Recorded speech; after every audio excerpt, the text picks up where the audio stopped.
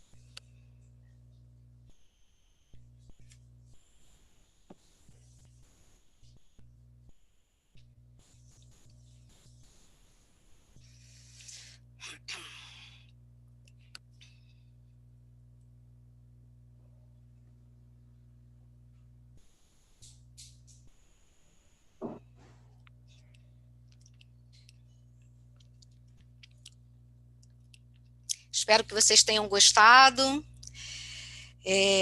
Então, dando sequência, Hermes trouxe das estrelas a sabedoria hermética e ensinou a toda a humanidade nesse planeta. Todo estudante do misticismo deveria estudar primeiramente a sabedoria hermética, porque ela é a fonte que permeia todas as outras filosofias e tradições, desde os primórdios da humanidade, né? A Lemúria, Atlântida, Egito, Grécia, os judeus, os islâmicos, os essênios, os platônicos, os neoplatônicos, a maçonaria, Rosa Cruzes, até a ciência atual é permeada pela sabedoria, pela ciência hermética. Próximo. Hermes trouxe a sabedoria, Hermes registrou esses mistérios dos céus e revelou eles aqui para nós, na Terra, né? E também os revelou uma casta de sacerdotes, né, de altos sacerdotes, durante o tempo que ele esteve por aqui. Né?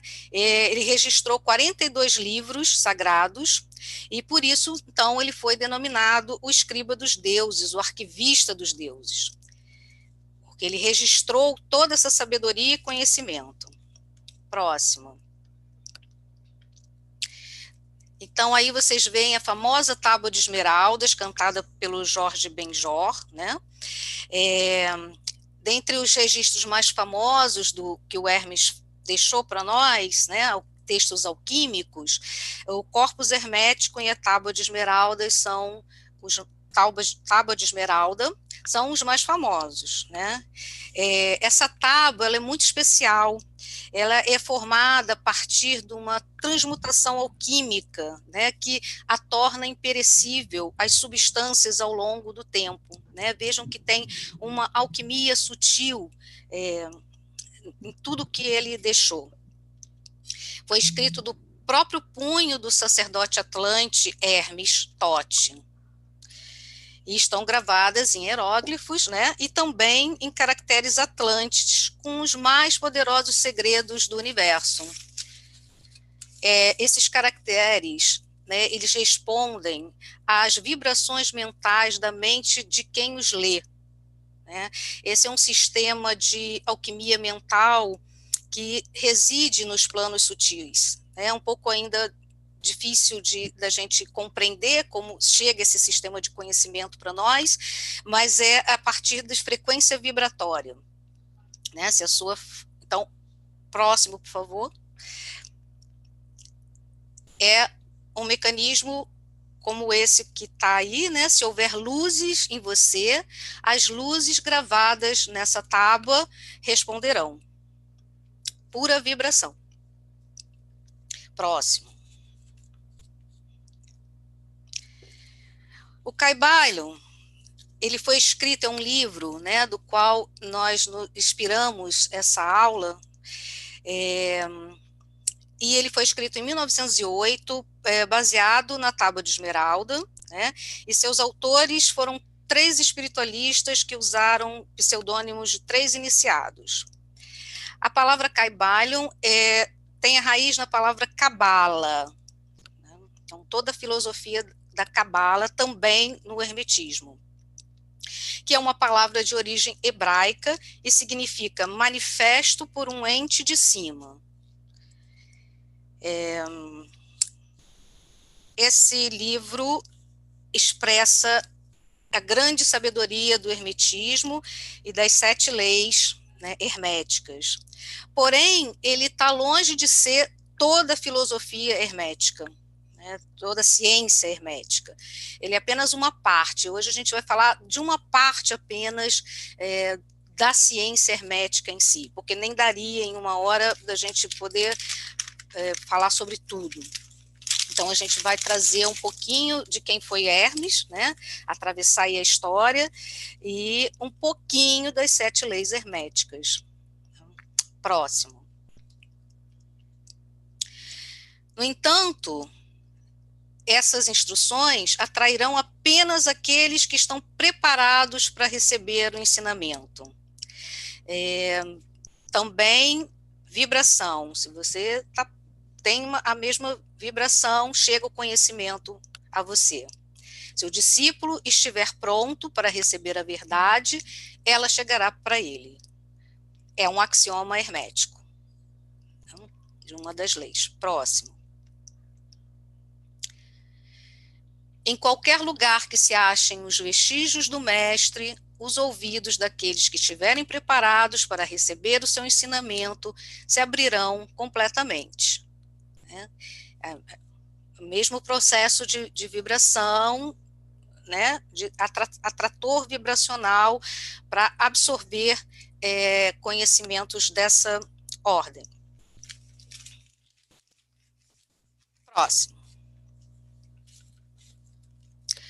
Muito bem, agora sim, quem, né, é Hermes Trismegisto, já falamos um pouquinho, né, a ideia é deixar aqui para vocês só um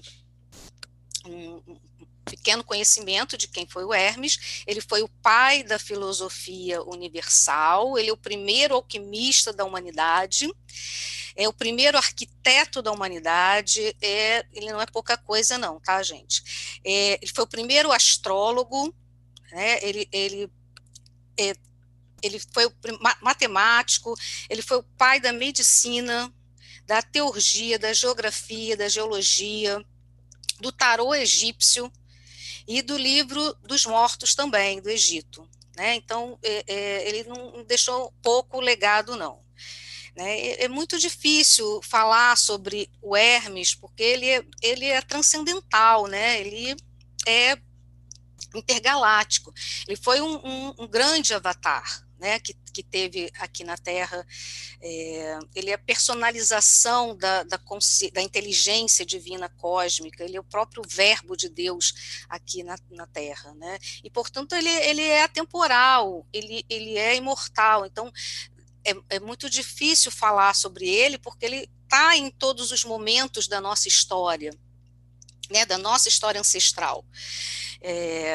Mas eu vou tentar localizá-lo fazendo, né, para falar dele, vai ser necessário a gente sentir, né, para a gente sentir essa sabedoria, reverenciar esse grande mestre, vai ser necessário a gente fazer uma travessia aí juntos pelos primórdios da humanidade e expandir a nossa consciência à luz dos mistérios ocultos do Hermes. Então, a próxima, vamos lá, vamos começar essa viagem aí.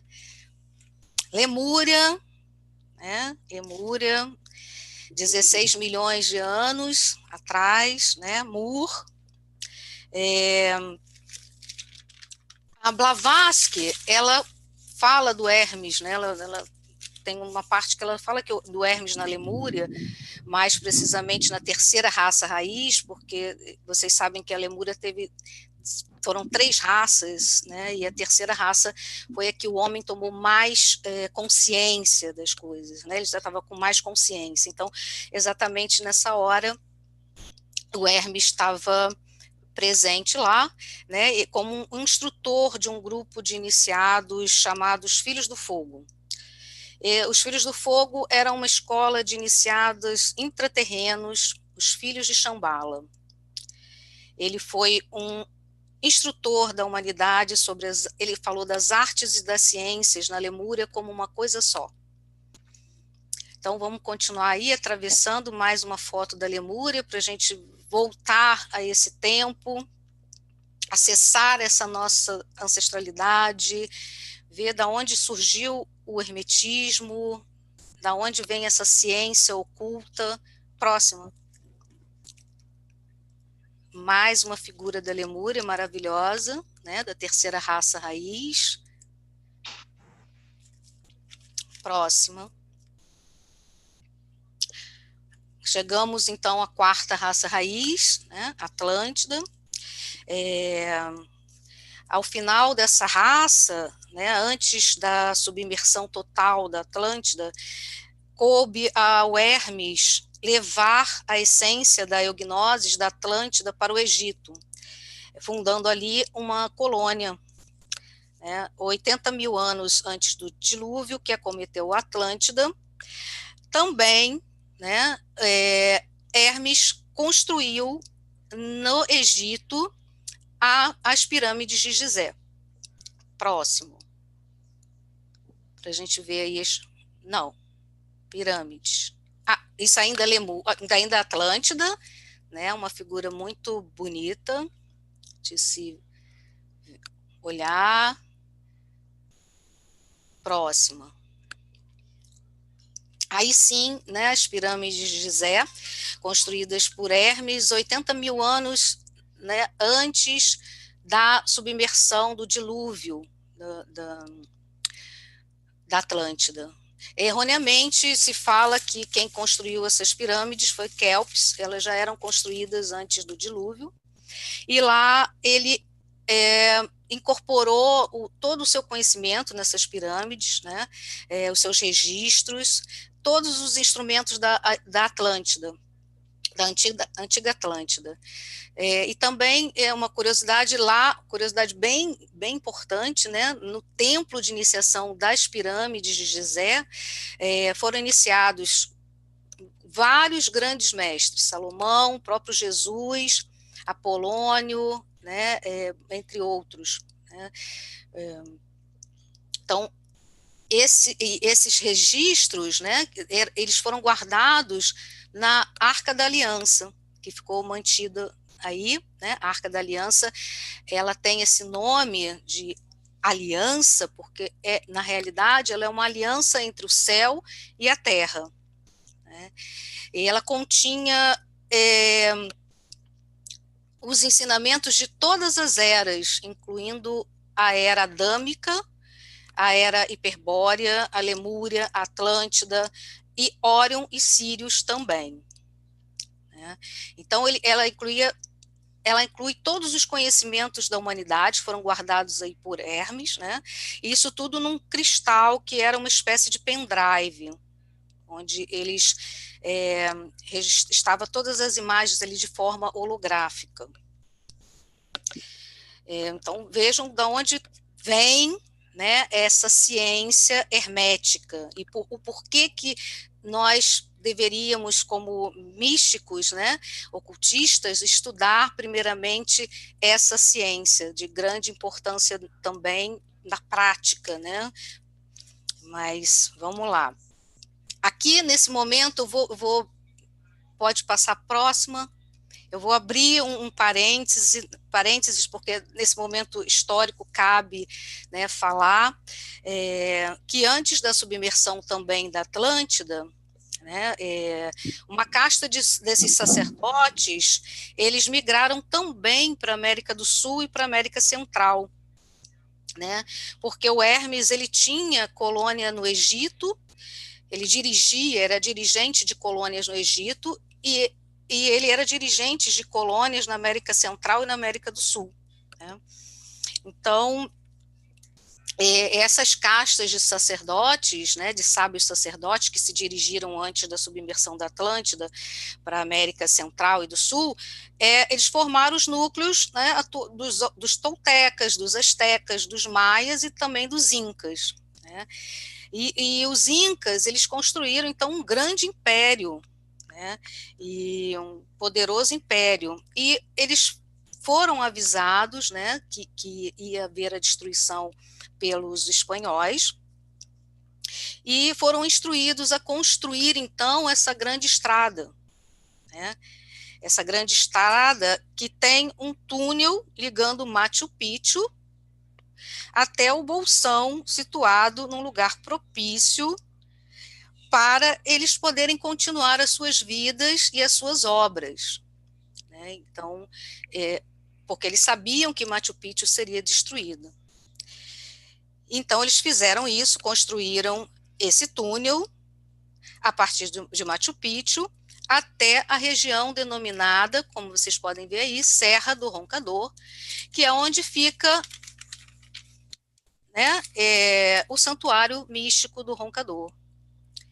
Esse túnel, como vocês veem, formou um Y, né, formou um triângulo que constitui um portal energético, né, que é a Serra do Roncador, o santuário místico do Roncador. Então, vamos lá, né, parênteses aberto, vamos voltar para o Egito. Próximo. voltar, e também está tudo nesse mesmo pacote, né? Está tudo nessa história, nessa nossa história ancestral. Então, quinta raça, chegamos à quinta raça dos arianos, que é a nossa, né, no Egito. O Hermes, ele governou o Egito Antigo no início, bem no início da quinta raça raiz, né, porque ele já dirigia colônias e também construiu a pirâmide lá, antes da submersão da Atlântida. Ele dirigiu o Egito por 16 mil anos, né, e também as colônias lá na América Central e América do Sul, como eu fiz o parêntese, né, fazendo um paralelo com o nosso santuário, com o santuário do Roncador. Então, ele chegou lá há 16 mil anos, né, ele dirigiu, né, desde a fase de infância do Egito. E, posteriormente, ele reencarna no Egito,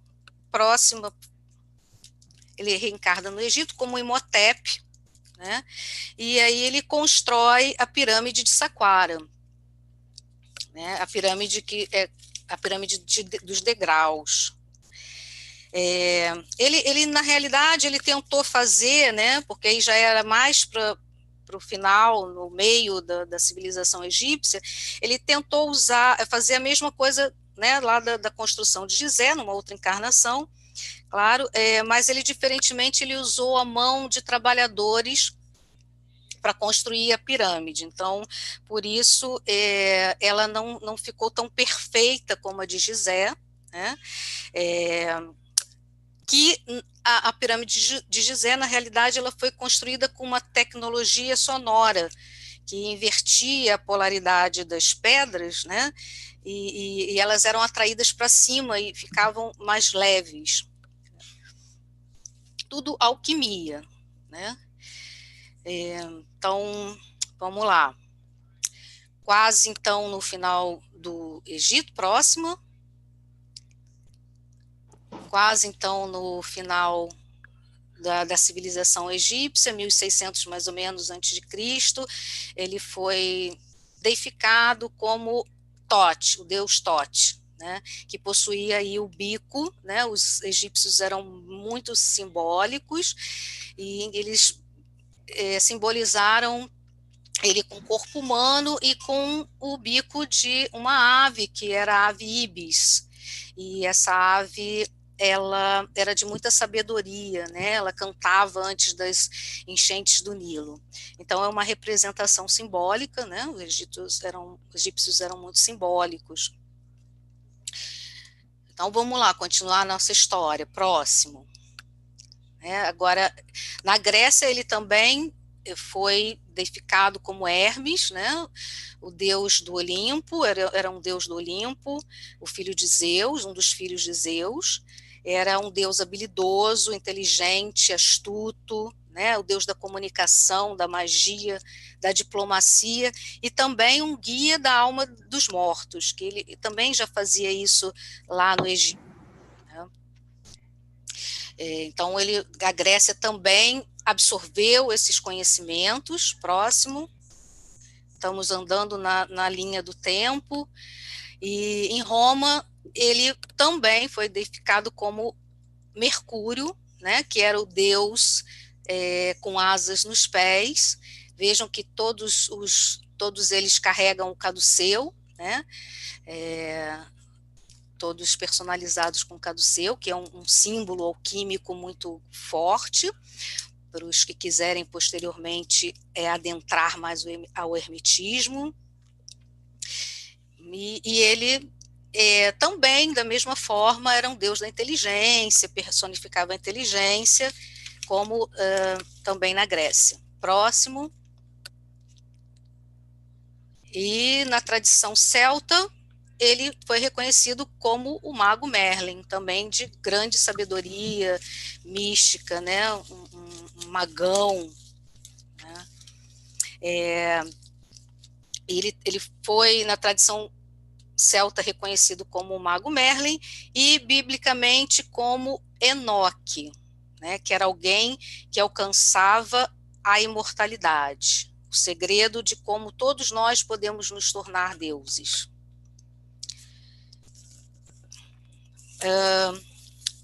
Próximo. Com a queda do Império Romano, né, houve uma desvalorização, né, seguindo aí na linha do tempo, quando o Império Romano entra em decadência, houve uma desvalorização grande do hermetismo, entrou a Idade Média e, inicialmente, apesar de na Idade Média o cristianismo ter se mesclado com o hermetismo, durante a Inquisição, todo tipo de paganismo foi entendido como uma heresia, né, pela Igreja. E os seus praticantes, então, né, como todo mundo sabe, ou tinha que se converter à Igreja ou eram condenados à fogueira. Então, a ciência, né, anterior, que tinha uma forte ligação com o hermetismo, ela foi sendo abandonada gradativamente. Aí a gente está vendo um templo, né, o templo de Sion, na Itália. Aí já entramos no Renascimento, né, onde houve, então, onde renasceu, onde foi reavivado novamente o hermetismo. Né, na Europa, e nós podemos encontrar obras de artes e filosofia também, na astrologia, na matemática, se encontra muitas coisas, inclusive aí eu trouxe a imagem do Templo de Sion, que é belíssimo, né, onde todo o piso é registrado com partes da passagem do Hermes pelo planeta. Aí abaixo vocês veem ele conversando com Abraão, né, porque dizem que ele foi o instrutor também de Abraão. Então,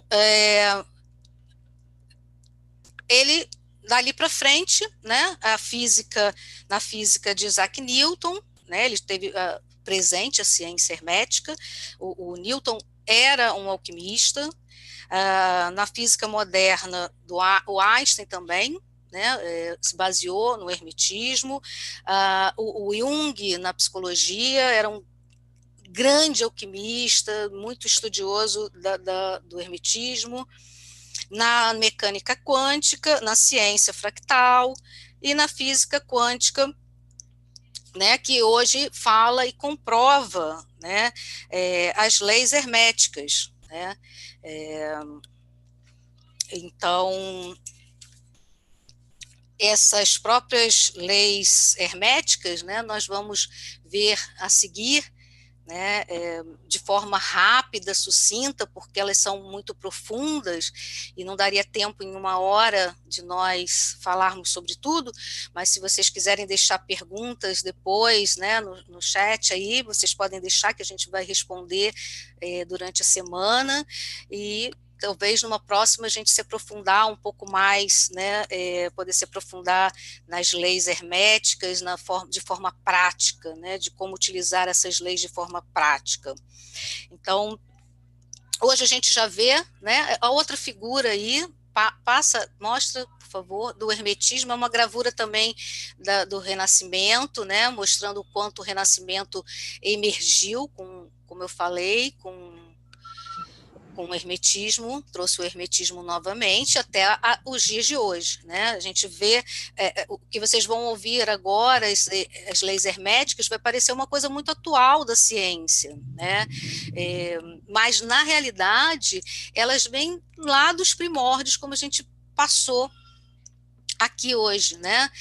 Ela vem ela vem das estrelas, ela não vem de agora.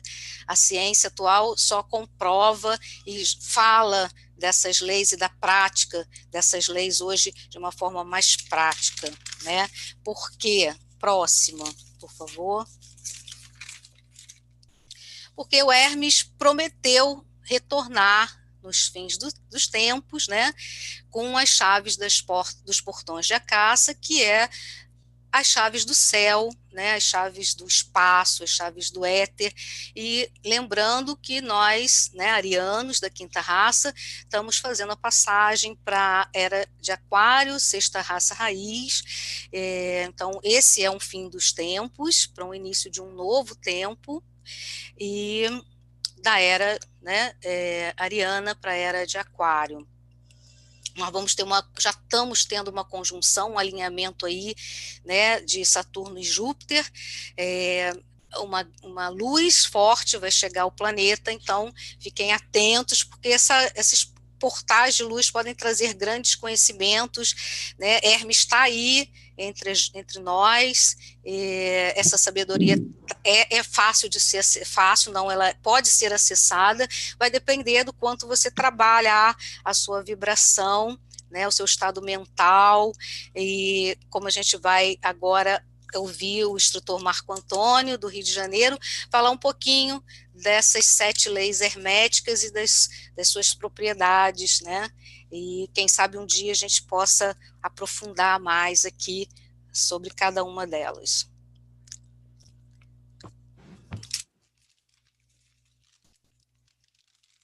Passo a bola. Boa noite.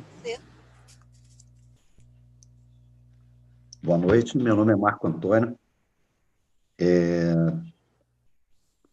Eu sou da Casa Escola do Rio de Janeiro e vou falar para vocês essa noite sobre as 7 leis herméticas ou universais, os 7 princípios em que se baseia toda a filosofia hermética. O princípio do metalismo, o princípio da correspondência, o princípio da vibração, da polaridade, o princípio do ritmo, o princípio da causa e efeito e o princípio do gênero.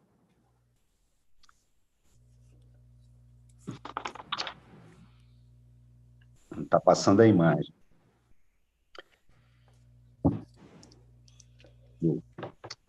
O primeiro princípio fala sobre o mentalismo. Este princípio contém a verdade que tudo é mente, o todo é mente, o universo é mental.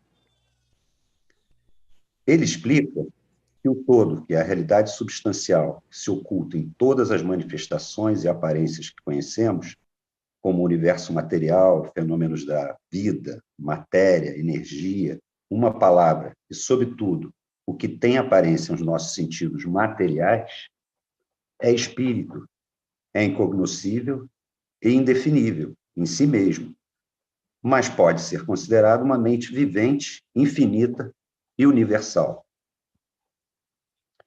Ensina também que todo mundo fenomenal ou universo é simplesmente uma criação mental do todo, sujeita às leis das coisas criadas. E que o universo como um todo, em suas partes e unidades, tem a sua existência na mente do todo, em cuja mente vivemos, movemos e temos a nossa existência. Este princípio explica todos os fenômenos mentais e psíquicos, e com a chave mestra em seu poder, o iniciado poderá abrir as diversas portas do templo psíquico e mental do conhecimento. Este princípio explica a verdadeira natureza da força da energia e da matéria, e como e por que todas elas são subordinadas ao domínio da mente. A matéria não é nada mais que a força mental coagulada.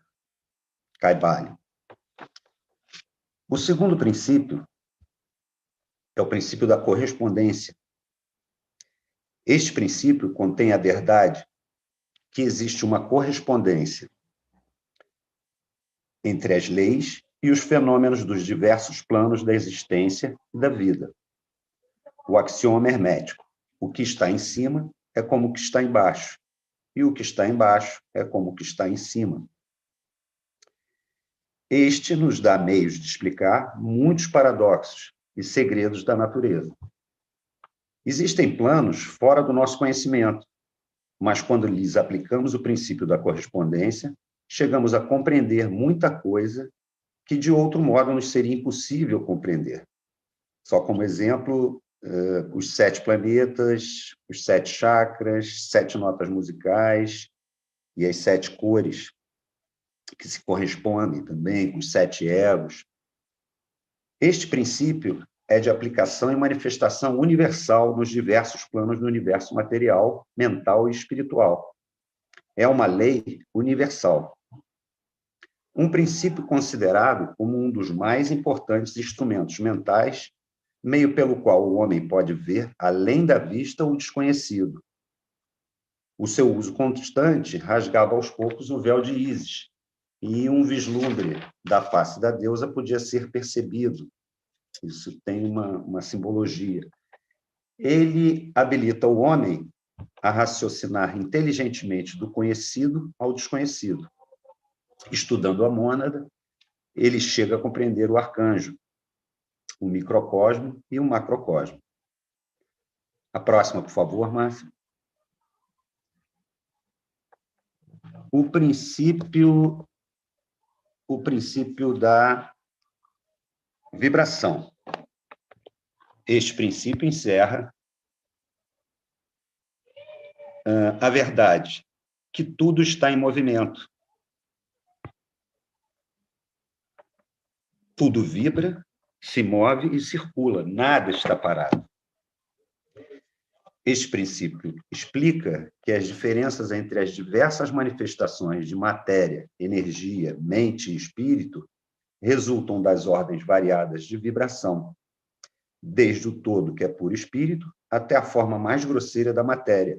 Tudo está em vibração. Quanto mais elevada a vibração, tanto mais será a posição na escala. A vibração do espírito é de uma intensidade e rapidez tão infinitas que praticamente ele está parado, como uma roda que se move muito rapidamente, parece estar parada. Na extremidade inferior da escala estão as grosseiras formas da matéria, cujas vibrações são tão vagarosas que parecem estar paradas. E entre estes dois polos existem milhões de graus de diferentes vibrações. Desde o corpúsculo e o elétron, desde o átomo e a molécula, até os mundos e universos, tudo está em movimento vibratório. Isto é verdade nos planos da energia e da força, que também variam em graus de vibração. Nos planos mentais, cujos estados dependem das vibrações, e também nos planos espirituais. A próxima, por favor. O quarto princípio da polaridade. Este princípio encerra a verdade. Tudo é duplo. Tudo tem dois polos. Tudo tem o seu oposto, que formava um velho axioma hermético. Ele explica os velhos paradoxos. A tese e a antítese são idênticas em natureza, mas diferentes em graus. Os opostos são a mesma coisa, diferindo somente em grau. Os pares de opostos podem ser reconciliados. Os extremos se tocam. Tudo existe e não existe ao mesmo tempo. Todas as verdades são meias-verdades. Toda a verdade é meio falsa. Há dois lados em tudo. Ele explica que em tudo há dois polos ou aspectos opostos, e que os opostos são simplesmente os dois extremos da mesma coisa, consistindo a diferença em variação de graus. Por exemplo, o calor e o frio são opostos, mas são a mesma coisa. A diferença entre eles consiste na variação de graus dessa mesma coisa, de vibração ou energia. E que essa mesma coisa, que se manifesta como calor e frio, nada mais é que uma forma, variedade e ordem de vibração. Assim, o calor e o frio são unicamente os dois polos daquilo que chamamos calor, e manifestações do princípio de polaridade, que também se manifesta no caso da luz e da obscuridade, que são a mesma coisa, se diferindo apenas pela polaridade do fenômeno. Qual a diferença entre o grande e o pequeno, o forte e o fraco, o branco e o preto, perspicaz e o nécio, o positivo e o negativo? O princípio da polaridade explica estes paradoxos e nenhum outro pode excedê-lo. E no plano mental, vamos tomar um exemplo extremo, o amor e o ódio. Dois estados mentais aparentemente diferentes e, apesar disso, existem graus de ódio e graus de amor, e um ponto médio em que usamos dos termos igual ou desigual, que se encobrem mutuamente de modo tão gradual que, às vezes, temos dificuldades em conhecer o que nos é igual, desigual ou nenhum nem outro, e são simplesmente graus da mesma coisa. Uma linha tênue, né?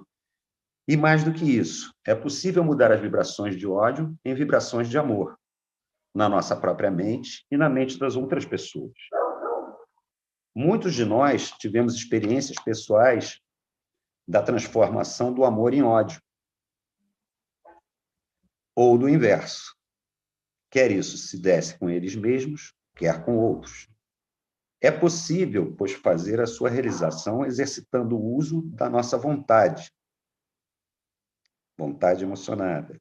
Deus e o diabo são polos da mesma coisa, e devemos praticar a arte de transformar o diabo em Deus, aplicando o princípio da polaridade, que é uma fase da alquimia mental, que, conhecida e praticada, habilitará o discípulo a mudar a sua própria polaridade e a dos outros, se ele consagrar o tempo e o estudo necessário para obter domínio da arte. A criação que está mais distante do centro, segundo esse princípio, é a mais limitada. Quanto mais próxima do centro, mais livre ela é.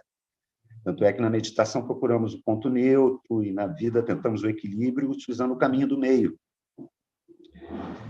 Isso tem a ver com a polaridade, né?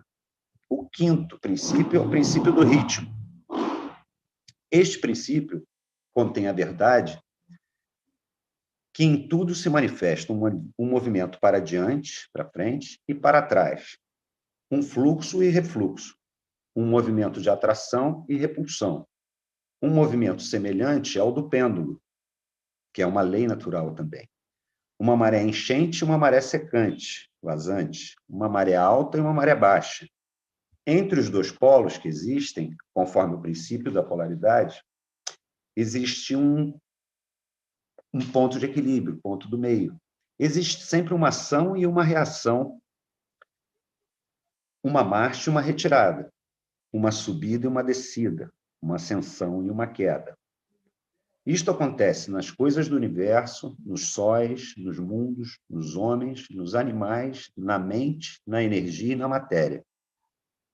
Esta lei é manifesta na criação e destruição dos mundos, na elevação e na queda das nações, na vida de todas as coisas e, finalmente, nos estados mentais do homem. Esse ritmo tem a ver com um ditado que as pessoas falam que tudo passa nessa vida, porque tem um ritmo, né? Uma hora enche uma maré, outra hora esvazia, uma hora cresce, outra hora diminui. Os hermetistas compreenderam este princípio reconhecendo sua aplicação universal e como dominar os seus efeitos no próprio ente, aplicando a lei mental de neutralização. Não se pode anular o princípio ou impedir suas ações, mas eles aprenderam como escapar dos seus efeitos e, dependendo do domínio deste princípio, assim empregá-lo ao invés de serem empregados por ele. O mestre dos hermetistas polariza-se até o ponto em que desejar, e então neutraliza a oscilação rítmica pendular que tenderia a arrastá-lo para o outro lado. Vamos imaginar um pêndulo, né? Se ele for muito para um lado, ele vai muito para o outro, né? O que ele faz? Ele para num ponto desejado, né? Num ponto bom, vamos falar de amor e ódio, ele para no amor e retira o ódio, neutraliza, né? Através do domínio do ego, ele vai para metade desse controle e fica amor, muito amor, amor, muito amor, e o ódio vai embora. Ele neutraliza a outra ação, podendo ser utilizados em outros conceitos. Todos os indivíduos que atingiram qualquer grau de domínio próprio executam isso até um certo ponto, mais ou menos inconscientemente. Mas o mestre, com o uso da sua vontade, o faz conscientemente, atingindo um grau de equilíbrio e firmeza mental quase impossível de ser acreditado pelas massas populares, que vão para diante e para trás como um pêndulo. Este princípio da polaridade foram muito estudados pelos hermetistas e os métodos de impedi-los, neutralizá-los e empregá-los formam uma parte importante da alquimia mental do hermetismo. Vamos para a sexta lei, o princípio da causa e efeito. Geralmente, quando se fala de causa e efeito, obrigado, Márcio, as pessoas falam de karma. Tem a ver com karma, claro. Karma é um efeito sobre uma causa, enfim, que foi feita, né, anteriormente, claro. Karma, em sânscrito, quer dizer ação, só que é mais designado para dívida de vidas passadas, né? Isso é um pouquinho, claro que é uma causa e efeito, mas é um pouquinho diferente. Este princípio, causa e efeito, contém a verdade que há uma causa para todo efeito e um efeito para toda causa. Tudo acontece de acordo com a lei, nada acontece sem razão. Não há coisa que seja casual. No entanto, existem vários planos de causa e efeito. Vamos considerar, para efeito de estudo, os 3 planos: físico, mental e espiritual. E os planos superiores dominando os planos inferiores e nada podendo escapar completamente à lei. Uma lei maior sobrepõe uma lei menor. Os estudantes iniciados, hermetistas, conhecem a arte e os métodos de elevar-se do plano ordinário da causa e efeito, a um certo grau, e, por meio da elevação mental a um plano superior, tornam-se causadores em vez de efeitos. Os mestres dominam as suas próprias condições, os caracteres, as qualidades e a polaridade, assim como o meio em que vivem, se tornando motores em vez de peões, causas ao invés de efeitos. Dadas as mesmas causas, os efeitos, os mesmos resultados advirão. Quer dizer, temos que mudar as causas se queremos outros efeitos em nossa vida, em nossa mente, em nosso espírito, tudo. Os mestres não escapam da causalidade dos planos mais elevados, mas concordam com as leis superiores, uma lei maior sobrepondo uma menor. E assim dominam as circunstâncias no plano inferior. Eles formam parte consciente da lei, sem serem simples instrumentos, enquanto servem nos planos superiores, governam no plano material. Um tesouro do conhecimento hermético, deixado pelo grande mestre Hermes Trismegisto. A 7ª e última lei dessa noite, o princípio do gênero. Obrigado, Márcio. A palavra gênero é derivada da raiz latina que significa gerar, procriar, produzir. Este princípio encerra a verdade que o gênero é manifestado em tudo e que o princípio masculino e o princípio feminino sempre estão em ação. Isto é certo não só no plano físico, mas também nos planos mental e espiritual. No plano físico, este princípio se manifesta como sexo masculino e feminino. Nos planos superiores, toma formas superiores, mas é sempre o mesmo princípio. O princípio do gênero opera sempre na direção da geração, regeneração e criação. Todas as coisas e todas as pessoas contêm em si os 2 elementos desse grande princípio. Todas as coisas machos têm também o elemento feminino. Todas as coisas fêmeas têm o elemento masculino. Se compreendermos a filosofia da criação, geração e regeneração mentais, podemos estudar e compreender esse princípio hermético. No plano físico, a geração de uma ideia é a formação do germe dessa ideia. Por exemplo, vamos fazer um objeto, uma mesa. A ideia é fazer uma mesa. No plano mental, a regeneração é o aperfeiçoamento e o crescimento dessa ideia. As dimensões dessa mesa, a cor, o material, o tamanho dos pés, enfim, o aperfeiçoamento. No plano espiritual, a criação é a realização completa da ideia, ou seja, a criação, coisa realmente acontecendo. O ofício do gênero é somente de criar, produzir, gerar, e as suas manifestações são visíveis em todos os planos de fenômenos. Em primeiro lugar, encontramos uma distinta manifestação do princípio de gênero entre os corpúsculos íons ou elétrons que constituem a base da matéria e que, formando combinações, formam o átomo, que até bem pouco tempo era considerado como final indivisível. A última palavra da ciência é que o átomo é composto de miríades de corpúsculos, milhares e milhares de corpúsculos, elétrons ou íons que giram uns ao redor dos outros e vibram num elevado grau de intensidade.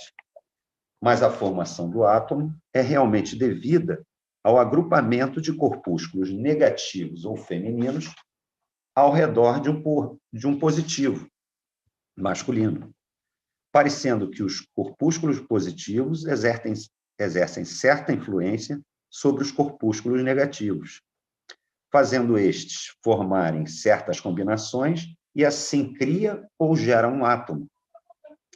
E isto em relação aos preceitos que identificaram o princípio positivo como masculino e o negativo como feminino, em relação à eletricidade. Os termos positivo e negativo são, em verdade, erroneamente aplicados pela ciência. A palavra positivo significa tudo que é real e forte, comparado com a negativa, irrealidade e fraqueza. Nada é ulterior aos fatos reais dos fenômenos elétricos. O chamado polo negativo da bateria é realmente o polo no qual e pelo qual se manifesta a geração e ou produção de novas formas de energia. Nada há negativo ao redor dele. As maiores autoridades científicas agora usam a palavra catódico em lugar do negativo. Do polo catódico, ou cátions, procedem a imensidade de elétrons ou corpúsculos. O polo catódico é a mãe de todos os fenômenos.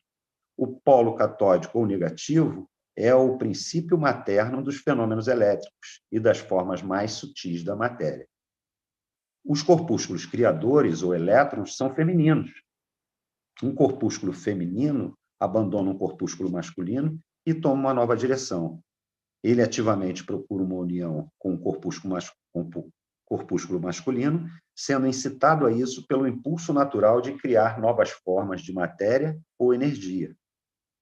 Este destacamento e esta união formam a base da maior parte das atividades do mundo químico. Quando o corpúsculo feminino une-se com o corpúsculo masculino, começa um certo processo. As partículas femininas vibram rapidamente sobre as influências da masculina e giram ao redor da última. O resultado é o nascimento de um novo átomo. Este novo átomo é realmente composto da união dos elétrons ou corpúsculos masculinos e femininos. O processo de destacamento ou separação dos elétrons femininos é chamado de ionização.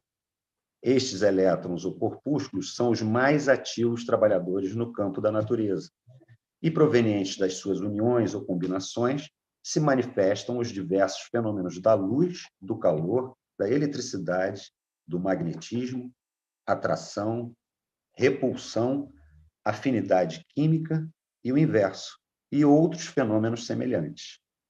E tudo isso procede da ação do princípio do gênero no plano da energia.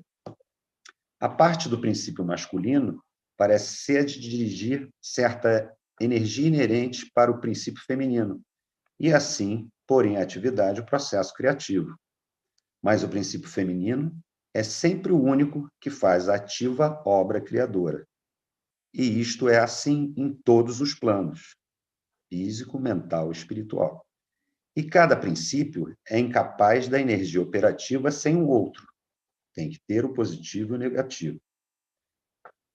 Investigadores científicos declararam que na formação dos cristais foi descoberta alguma coisa que corresponde à atividade sexual, o que sugere o gênero em ação e manifestação constante no campo da matéria inorgânica e no campo da energia ou força, nos fazendo crer que a ciência, enfim, deu provas da existência em todos os fenômenos universais deste grande princípio hermético, o princípio do gênero.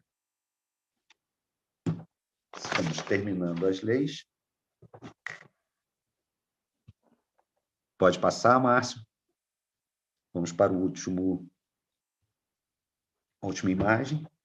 A posse do conhecimento, sem ser acompanhada de uma manifestação ou expressão em ação, é como um amontoamento de metais preciosos, uma coisa vã e tola.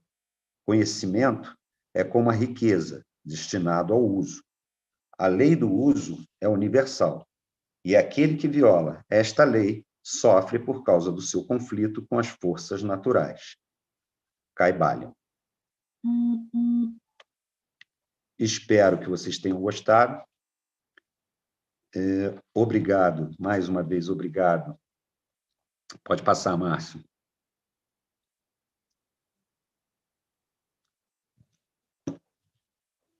Mais uma vez, obrigado pela participação de vocês. Se você gostou, não deixe de curtir as nossas mídias sociais. As palestras públicas estão disponíveis no nosso canal do YouTube. Inscreva-se e clique no sininho para ser avisado sobre os vídeos publicados. Até a próxima, cuide-se e que Deus cuide de nós. Que o sol nos ilumine. Boa noite.